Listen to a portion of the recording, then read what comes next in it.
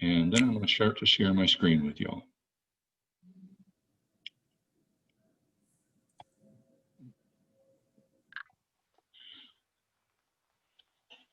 And here's my favorite guy. I know you've been missing him. Yep. So when Tyler asked if we might like to start this series up again, I said, you know, maybe we could move testaments for a while. And I thought about a number of ways to begin and a number of places in the Old Testament that we could begin. But it just seems kind of natural at the beginning of the year to begin at the beginning with the book of Genesis. And Right. of course, we're not going to go through all of the 50 chapters week by week. So I decided what I wanted to do was to take a look at this book with you in terms of what is one of its major purposes. The structure of the book of Genesis, when you take a look at it, is designed in such a way as to highlight a number of different purposes. But one of those purposes, and one that a number of Old Testament scholars identify, seems to be to enable you as readers and me as reader to trace the progress of a particular family. This family originates with Adam and Eve and their descendants, and this family continues through the generations in the book of Genesis until Joseph, who belongs to that family, blesses his descendants in future generations at the end of the book of Genesis. So you can legitimately say that one of the purposes, and a number of Old Testament scholars highlight this purpose, is that the book of Genesis is written to enable us to trace the progress of a particular family and their relationship to God and their relationship to God's promise and God's purpose in their lives. Genesis focuses on this by alternating blocks of story material with blocks of genealogical material, as we're going to see in just a minute. And we're going to begin in Genesis chapter 5 tonight. So let me pull that text up for us.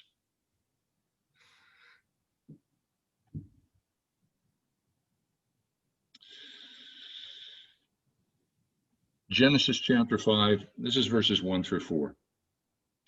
You remember that in December I talked with you all. I'm sure you do. This is the fond hope of every teacher and every preacher, that you would remember at least something of what they said to you a month afterwards.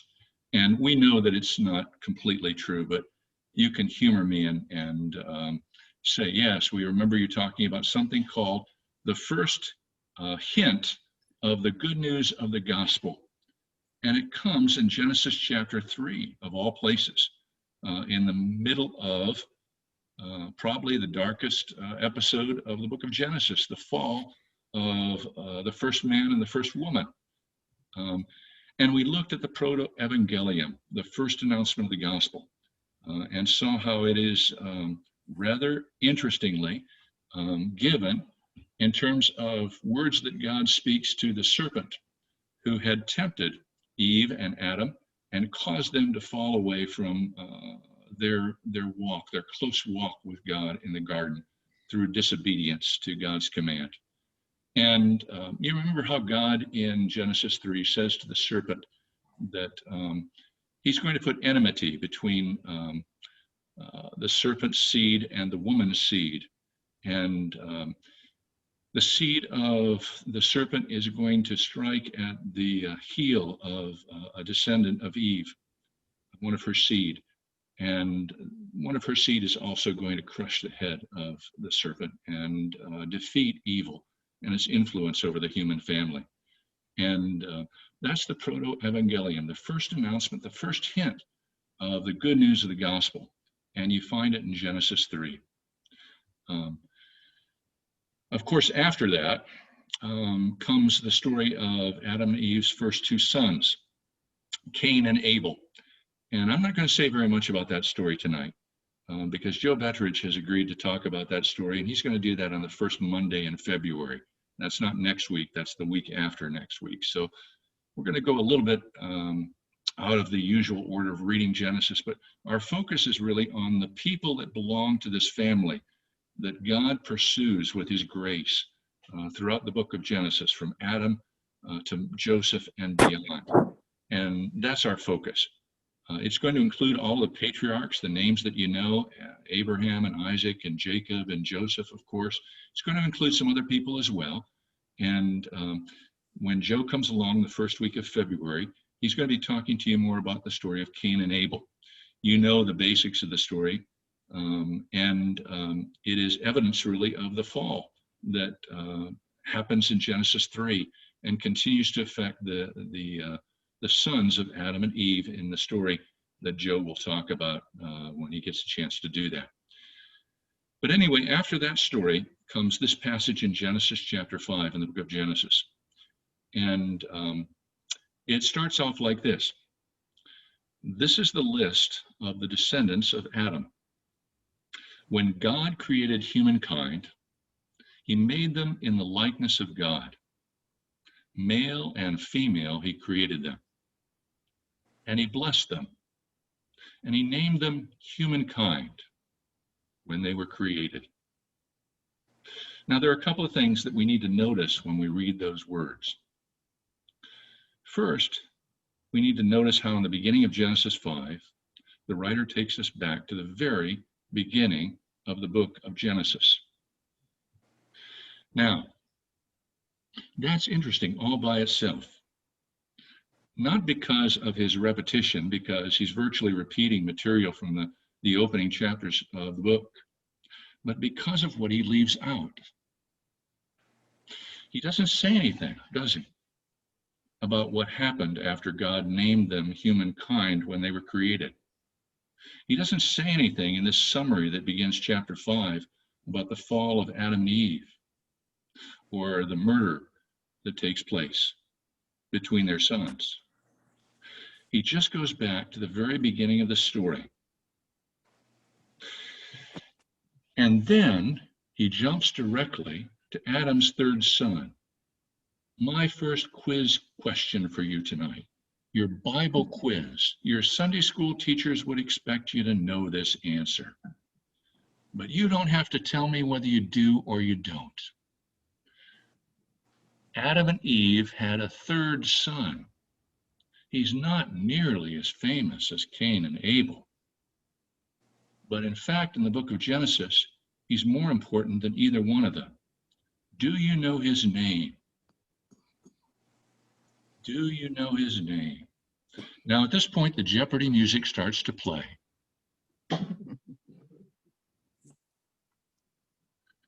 And now it's up. And let's see what you've written on your cards. Because the answer is, who is Seth? Who is Seth?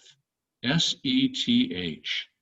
Seth is the third son of Adam and Eve. And his birth is recounted for you at the end of chapter 4, right before this passage in Genesis 5. These are the words that you find in Genesis 4. Adam knew his wife, and she bore a son, and she called his name Seth, because she said, God has appointed for me another child instead of Abel, for Cain slew him. To Seth also a son was born. He called his name Enosh. And at that time, the time after the birth of Seth and the time all the way through the birth of his son Enosh, at that time, Genesis says, that's when people began to call upon the name of the Lord. It's a good time in the book of Genesis. And so Genesis 5 continues, takes us right back to the beginning of the story, the good time in the beginning of Genesis chapter 1, when God created humankind and made them in his likeness, male and female, both share the likeness of God. And he blessed them and named them humankind when they were created. Now, the question is, if you're going to summarize the story in Genesis 5 that's happened in the first 4 chapters, why do you leave out Cain and Abel? Why do you leave them out? And why do you leave out the fall of Adam and Eve? It is as though at this point in the book of Genesis, the writer of the book is saying, let's start over. Let's start over. Let's remember the way that humanity was originally created. Let's remember that Adam and Eve had a third son. That son's name was Seth.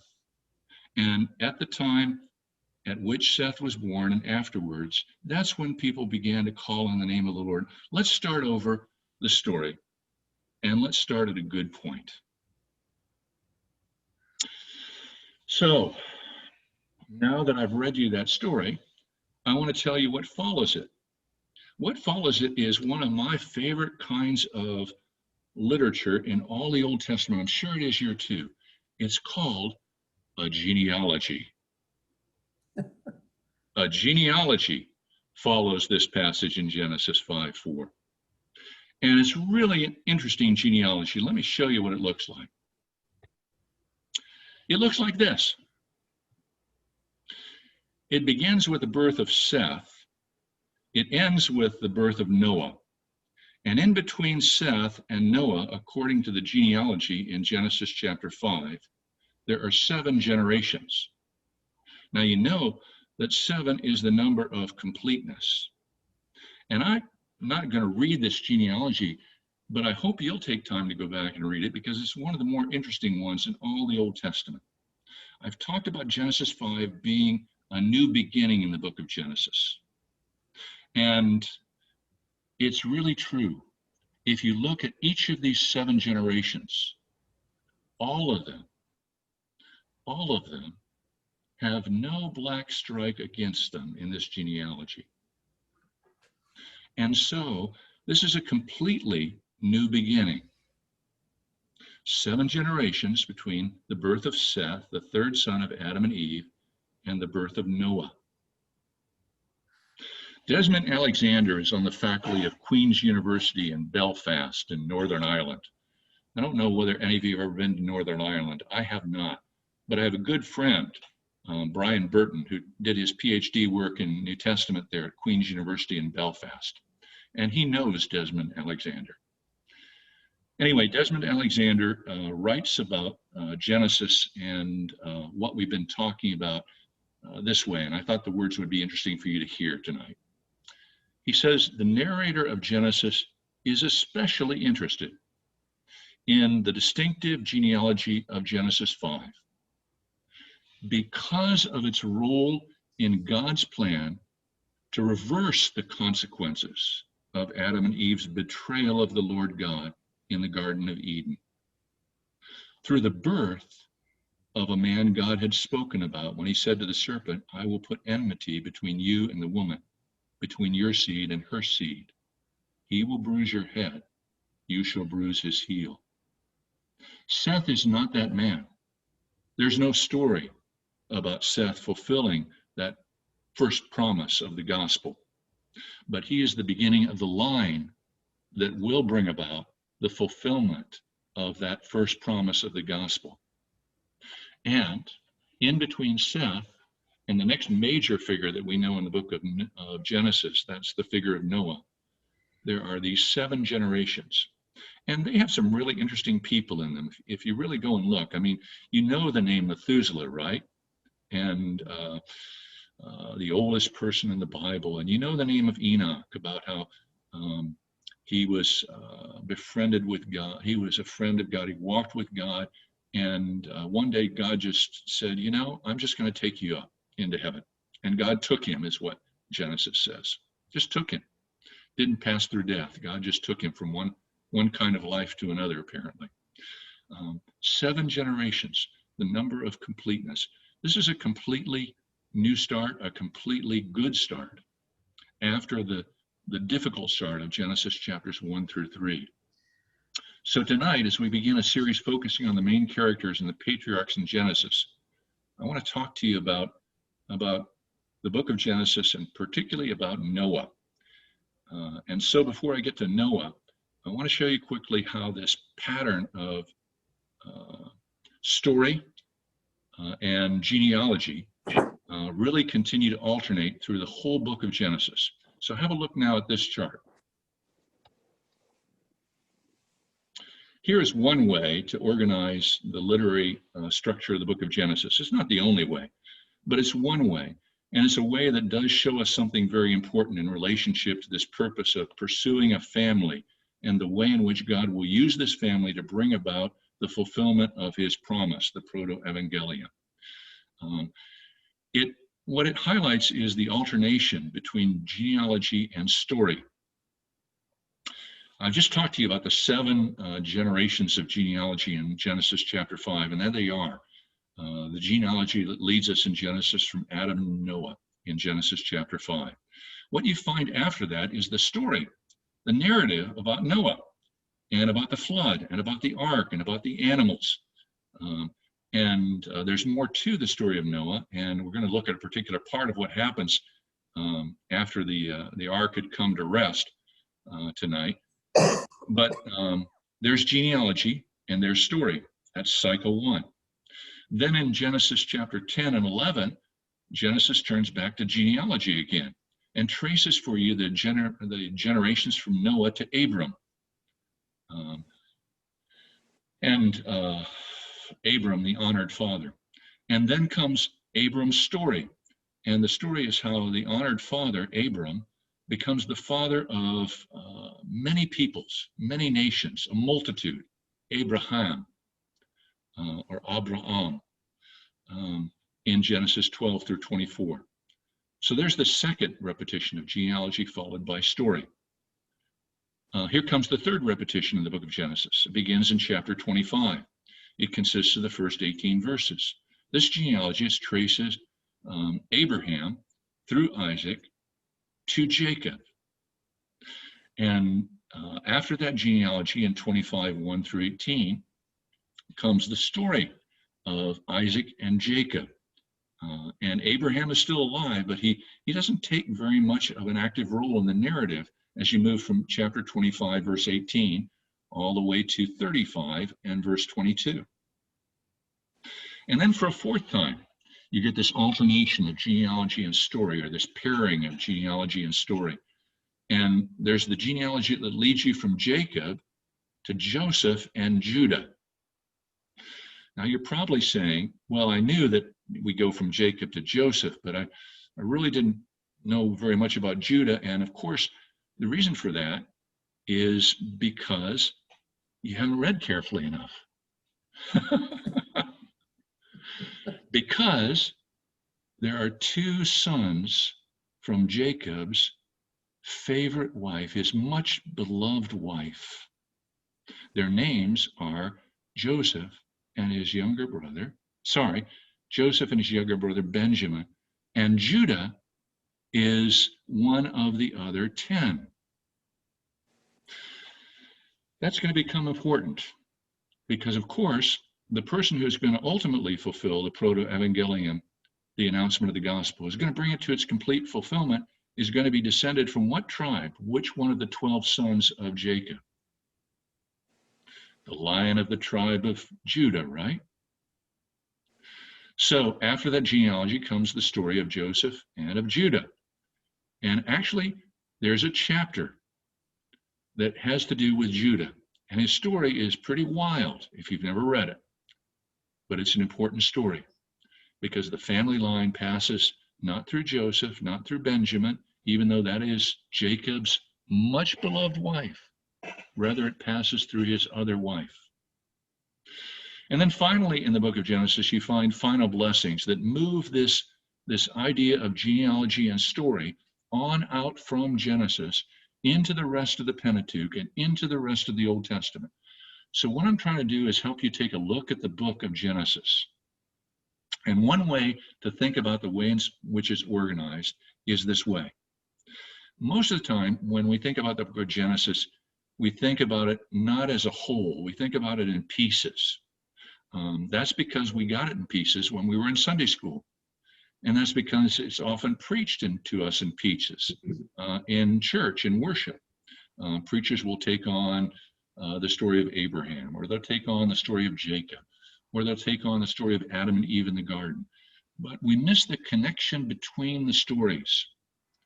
And it's the connection between the stories, as I've just outlined for you, that really gives us a sense of the flow of God's promise and God's plan to bring about the fulfillment of God's promise, and the way in which that promise passes through the generations without being forgotten.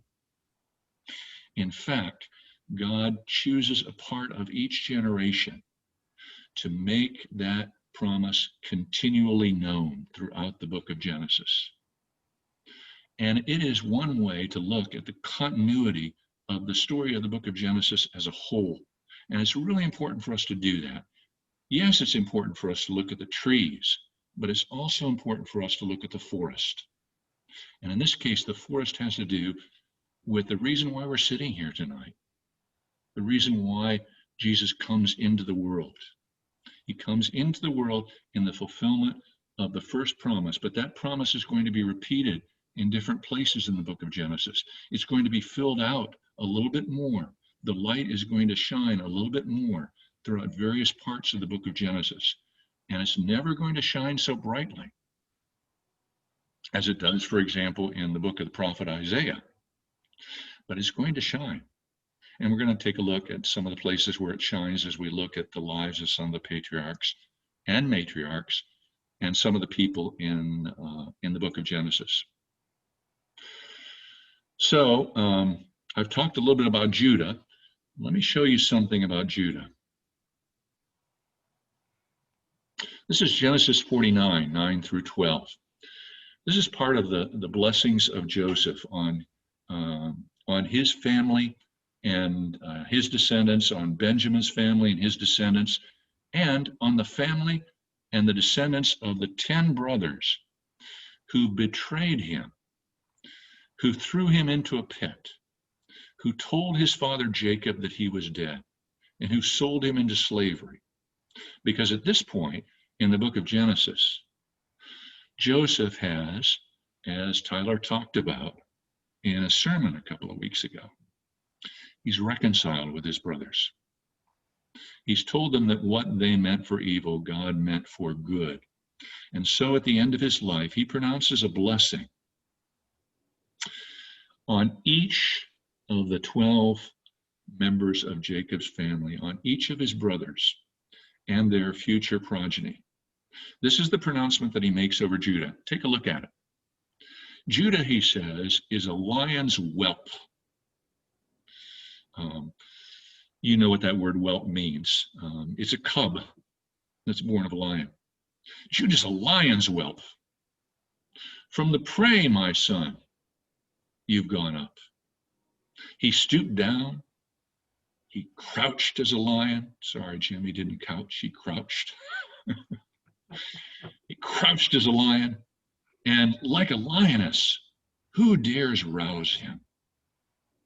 The scepter, that's the king's way of ruling, the symbol of his rule, right? The scepter is the symbol of a king's rule and reign. The scepter shall not depart from Judah, nor the ruler's staff from between his feet, until he comes to whom it belongs. And to him shall be the obedience of the peoples, or you might also translate that, the obedience of the nations. How about that last bit? Does that remind you of anyone?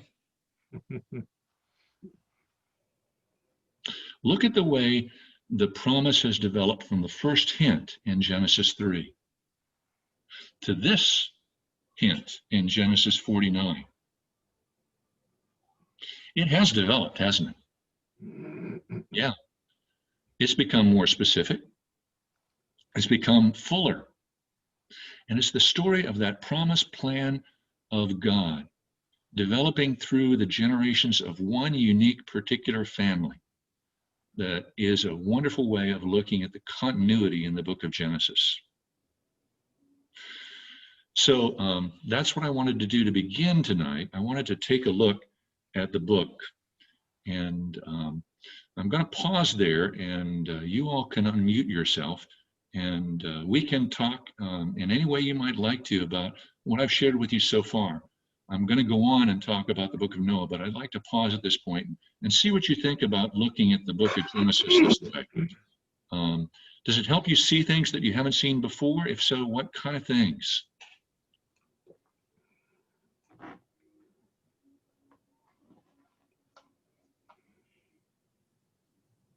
I just finished reading Genesis, and it was almost totally different hearing it this way.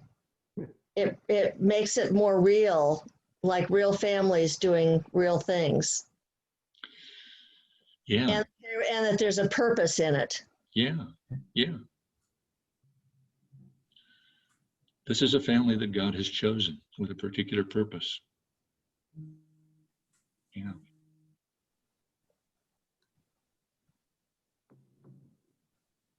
Anybody else? I'd make a comment on the genealogy. It seems to me that one of the unique things about the Bible is that we identify ourselves as parts of stories. And these stories are embedded in other stories, which are embedded in bigger stories, which are embedded in bigger stories. And I just think that's the most remarkable way of thinking about, who am I? Well, I have a little tiny story that's embedded in the story of my family, which is embedded in the story of my ancestors, which is embedded in another story, and it all comes back in the end to God's story.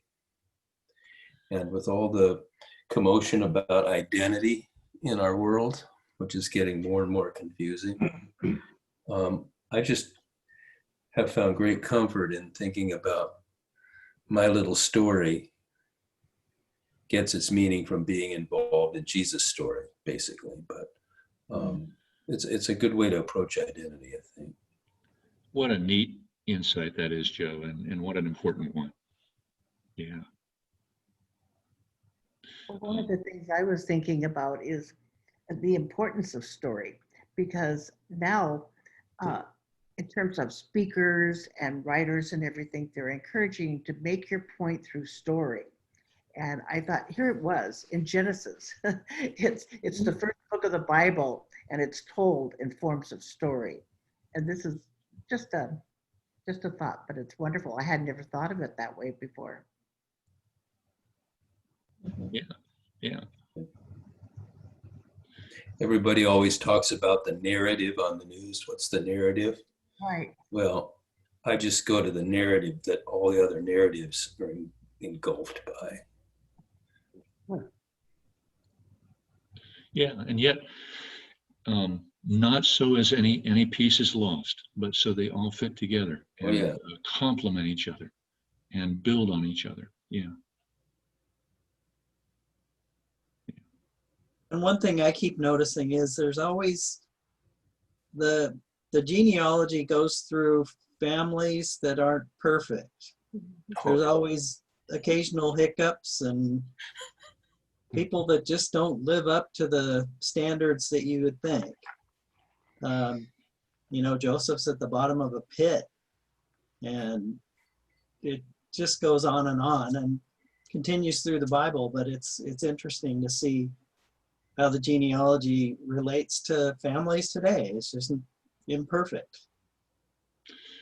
Yeah, beginning with the very first family, right? And their sons. Joe's going to talk more about that, but you're helping me anticipate my next section, Dave. So thank you for that comment. That's exactly right. If you looked at any of these narratives, you would find that. That's why it's so interesting that those 7 generations from Seth to Noah, there's no story like that until you get to Noah. And we'll talk about him more in a minute. But you're making a really accurate observation. It's a really good insight. Anybody else have something you want to say? Please. Your comments add as much as my stuff does. Ready to move on? All right, let's do.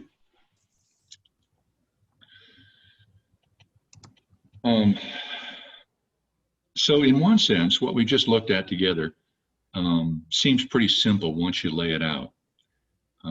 It seems as though the book of Genesis is pretty organized and pretty easy to trace out And it should be pretty easy to recognize now that you've seen the pattern. Of course, whenever somebody shows you the pattern, you go, well, yeah, I don't know why I didn't see that before. But once they show it to you, it seems pretty easy, pretty simple, pretty organized.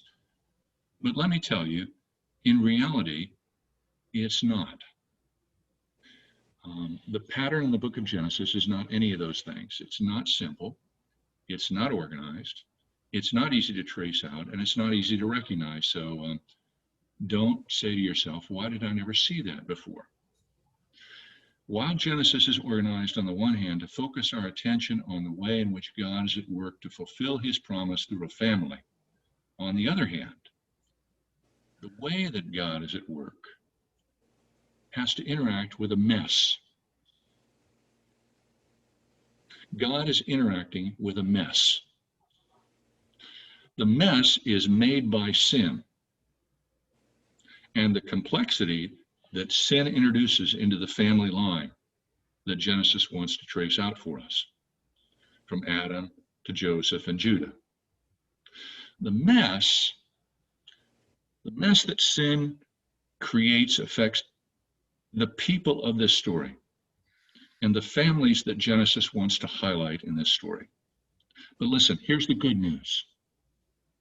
Here's the gospel of Genesis. The gospel of Genesis is this: God is at work in the middle of the mess of sin and its effects in the world to bring about the complete fulfillment of his plan and his promise. The promise that a man would come who would destroy evil and bring salvation to humanity and bring restoration to God's creation. I'll say that again, because this really is the heartbeat of the book of Genesis. God is at work in the middle of a mess of human sin and its effects upon the world to fulfill the promise that a man would come who would destroy evil and bring salvation to humanity and restoration to God's creation. That's what the book of Genesis is all about. So now, let me return to the story of Noah and to a part of Noah's story that I wouldn't suppose you would think I would be interested in. It's not the part that my Sunday school teachers were really interested in. We talked about the ark. We built an ark in Sunday school class. We put animals inside it. We had a lot of fun singing about the animals in Noah and the flood that came and washed everything out, and the dove that Adam sent out, and finally how the earth dried up again. We know that part of the story. This is the part of the story that we oftentimes forget about. But in terms of the purpose of Genesis, it's a really important part of the story. It's about the sin of Noah. Remember, I've told you those 7 generations from Seth to Noah, they really don't contain any account of human sin very much. They simply talk about the name of whose son was whose, how many years they lived. Most of them were long-lived. And it says nothing about their failures. Now, I'm sure they had failures, but the writer of Genesis is trying to highlight a new beginning. And it moves from Seth to Noah, and it moves through Noah's faithfulness to God, Noah's obedience to God, the building of the ark, the 40 days and 40 nights of rain, the waiting for the earth to dry up. What wonderful faithfulness, what wonderful obedience shows in that part of the story. But the part I want to talk about is the last part of Noah's story. It is a sad story. It is a story in modern terms, which I would say is a story of abuse. The abuse of a good gift that belongs to God's creation by Noah, and the abuse of Noah as a father by his son Canaan. Before I read the story, though, I want to kind of set it up for you. I want to kind of set it in context.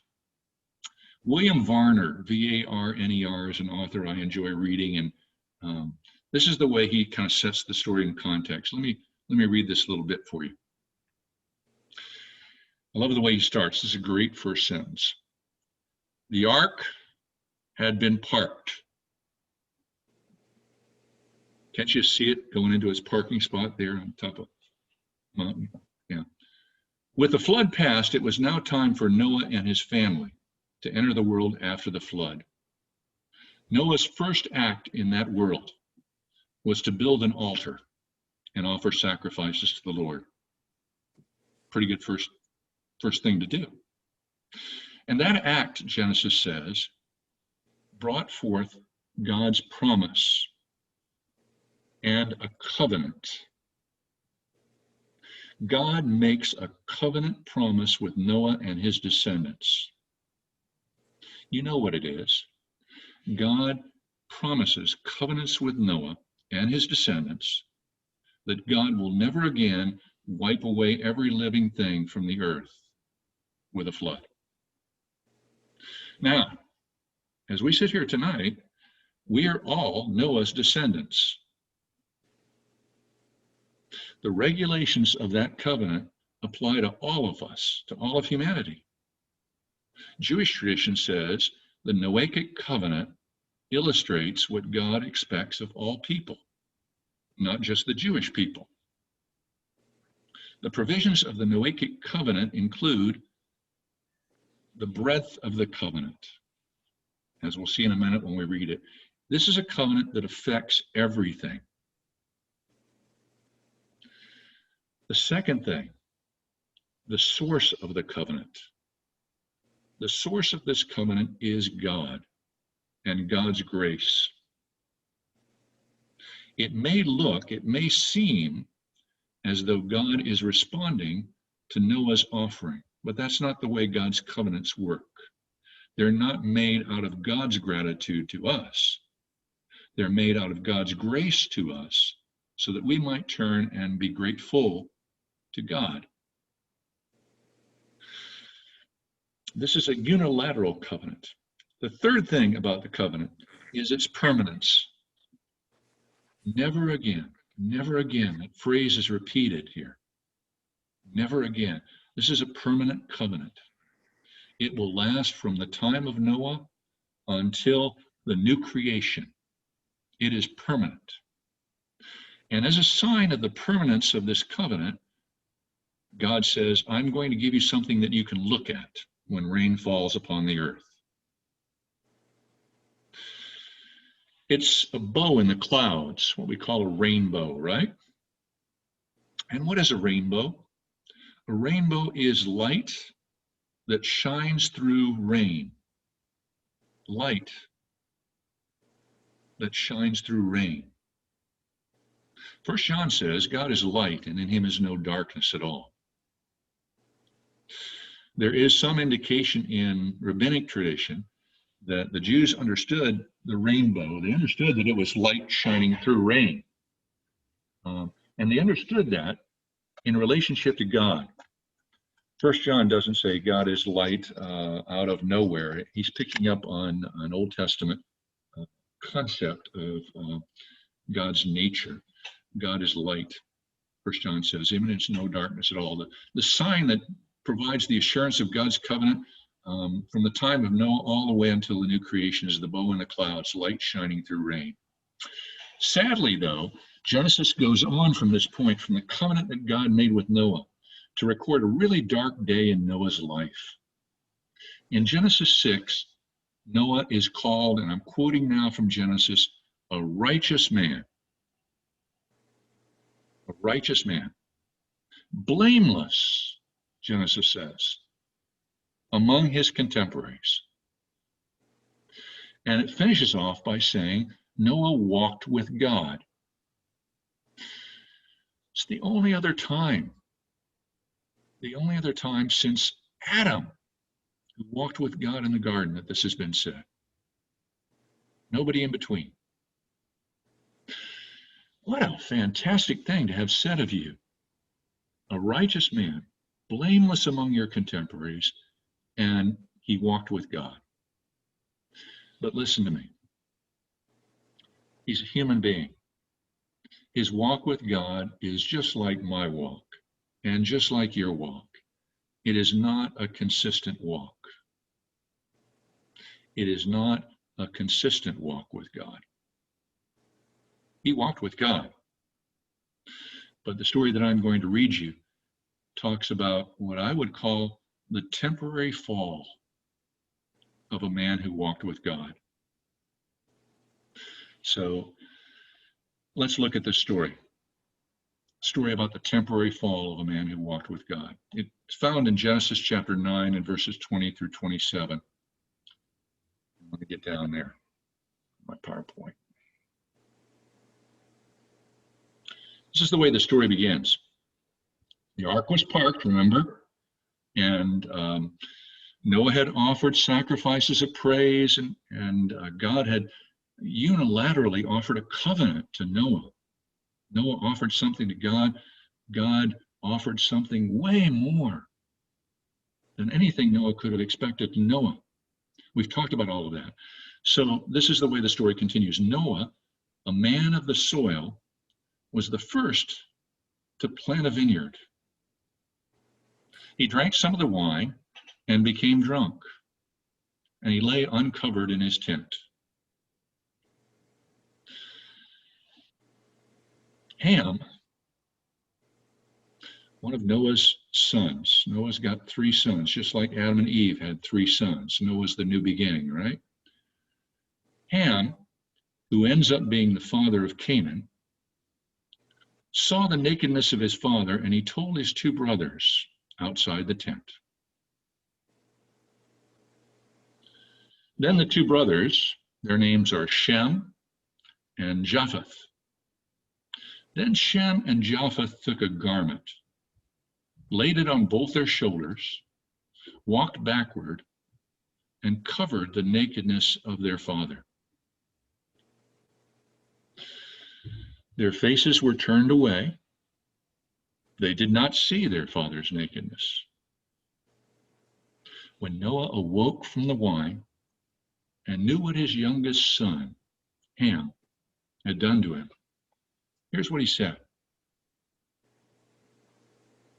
Cursed be Ham's son Canaan. May a curse be upon him. May he become the lowest of slaves to his brothers. That's what he shall be. And Noah also said, blessed by the Lord, my God, be Shem, and let Canaan be his slave. May God make space for Japheth, and let him live in the tents of Shem, and let Canaan be his slave. Now, there are a number of things that we could talk about in relation to the story that I just read for you.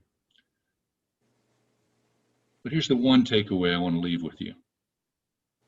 It comes from reading the story in light of a genealogy, the genealogy that follows this story in Genesis 9. It's called the genealogy of the nations, because, of course, Noah and his family are the only survivors of the flood, and from Noah's 3 sons come a multitude of nations. They are organized in Genesis chapter 10 according to 3 great clans, 3 great groups: the sons of Ham, the sons of Shem, and the sons of Japheth. These 3 large groups are interesting.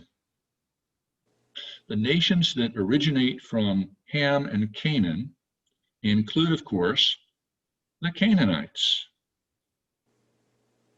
whose land was conquered by Joshua centuries later, but who continue to be a bother to God's people, Israel, throughout the majority of the Old Testament.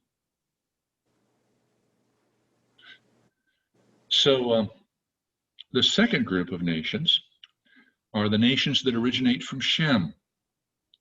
And part of, or one group that originates from Shem are a group that are known as the Semitic peoples, the Semites, the Shemites. Among those Semitic peoples is one particular group. They are the group that Genesis is going to go on and talk about. They are the group who will originate from Abraham and his descendants. And they will be one part of the Semitic peoples who take possession of Canaan under the leadership of Joshua, but because of their own inconsistent walk with God, sometimes find favor from God and sometimes find discipline. And then there's a third group. And it's this third group that I really want to draw your attention to, because whether you know it or not, you and I, biblically speaking, belong to this third group. We don't belong to the sons of Ham and Canaan. We don't belong to the sons of Shem. We belong to the sons of Japheth, according to the Bible, according to Old Testament scholars. These are the nations that originate from Japheth, who God says, let them live in the tents of Shem. Let them live in the tents of Shem. What does that mean? Many Old Testament scholars say the descendants of Japheth are what become the Gentile nations. If you look at the names in Genesis 10 in the genealogy, you'll see names that you recognize as Gentile names, Gentile national names. Not modern names, but biblical names. Those mean you and me. What does it mean when Noah pronounces a blessing on us as part of the progeny of Japheth and says, let Jim and all the rest of the folks like him live in the tents of Shem? Friends, the New Testament says in several places that we have become, by grace through faith, children of Abraham. Do you believe that of yourself? Because if you do and you take that seriously, then you are a fulfillment of part of the promised plan of God. We are fulfillments of the promised plan of God because of the one who came to crush the head of the serpent, to destroy the influence of evil, to save us from its effects, death included, to bring us into relationship with God, and to enable us by grace through faith to grasp the promise and become part of the promise that God made to Abraham. And that's the promise that I want to go on and look at with you next week when we go on with this series. I'm going to talk with you next week about Abraham. Joe's going to come back on the first Monday in February and talk with you about Cain and Abel. But here you are. Here you are in the book of Genesis. These are your unbelievably great grandfathers and grandmothers we're talking about.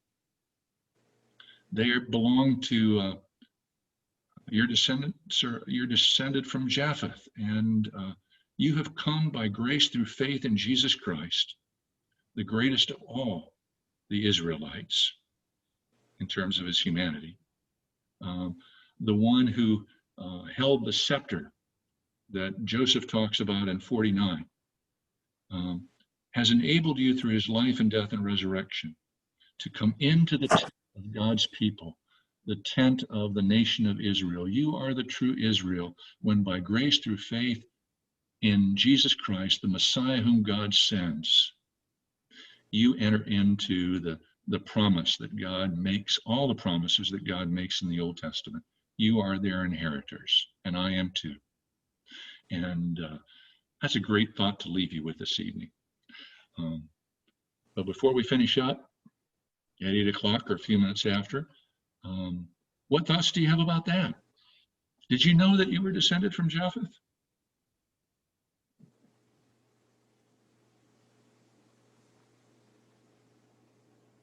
All those funny little genealogies, they relate so closely to the stories. And Dave, your comment was right on the money. it was, we got around to Noah, and scholars debate, you know, whether his abuse of wine was conscious or unconscious, whether he knew or didn't know what was going to happen. But in any case, it was an abuse of wine, which from that point on in Scripture, places like Proverbs and the stories of other people in Scripture becomes something that is perilous to the people of God, drunkenness, not wine per se, but drunkenness. You know, there are lots of intriguing questions, but it's this piece of Noah's story that I find really fits into the way that I was trying to outline the book of Genesis for you, and that's why I've tried to highlight it. That's good. Yeah.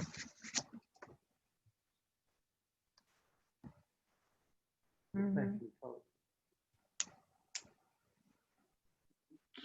So do you have days, you know, there are days when I say to myself, you know, it's been a really good day. I've kind of walked with God today. I've kind of felt like he's close, and you know, he's given me some opportunities to serve some people, and I've done that, and I think I was kind of blameless today. And then the next day,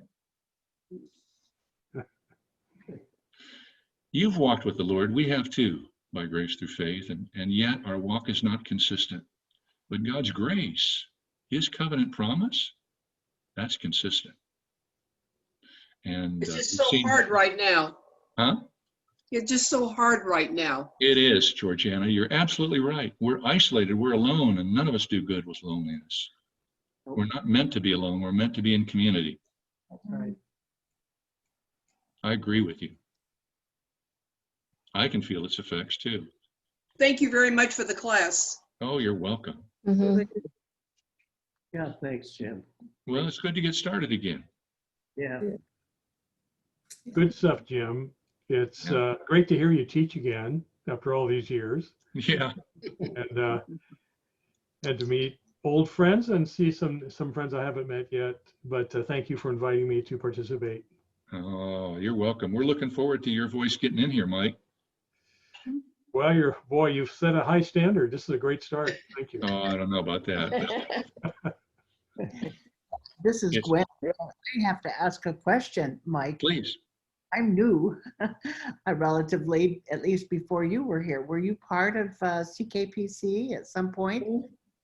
Well, actually, Gwen, I came to CKPC having been in another denomination for some 18, 19 years, and had kind of gone through a rough patch in my life and was not resigned from my position to kind of think about what's next, and started attending CKPC in the community. And then shortly thereafter met Jim. And long story short, Jim was really the one, and he'll always be special in my heart because of this, because he befriended me.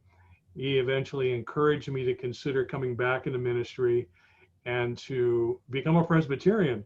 And he mentored me through that process. And since that time, God's been good and enabled me to serve, first of all, on the staff eventually at CKPC as his associate, the beloved associate, the wonderful position where you get to do all the things you like and none of the things you don't like to do. And then eventually, as some of you know, followed Jeff Chandler up to North Point and Poulsbo and the extension campus that became a separate congregation, where I was for about 13 years until I retired. So nice to meet you, Gwen. Thank you so much. I thought I had heard about you from John and others, John and Pam, and I had never met you. So thank you. Well, thank you. Here's my take on that. If you know a good thing when you see it, you go after it. Well, That's right. Good. Good to see you, Mike. Good. Look forward to hearing from you. thank you, Jim. Well, thank you. I'll come back next week. There's more, so much more. We'll get to look at another covenant, and since we're talking about covenants, it's nice to have this chance to be a supplement to the great sermons we're hearing about covenant. And we're going to get a chance to trace more of the story in Genesis as we look at the life of Abram, who becomes Abraham. Thank you, Jim. Thanks, You're Jim. welcome. Thank you, See you all Jim. next week, huh? Yeah. Thank you. All right. And it's nice to see Tom and Jean. Yeah. Are you Well, I was sitting over there. Yeah. My hair was still wet from swimming, so. Everybody. Nice to see Bev too. Bye-bye. See ya. Thank you. Okay. Oops, I had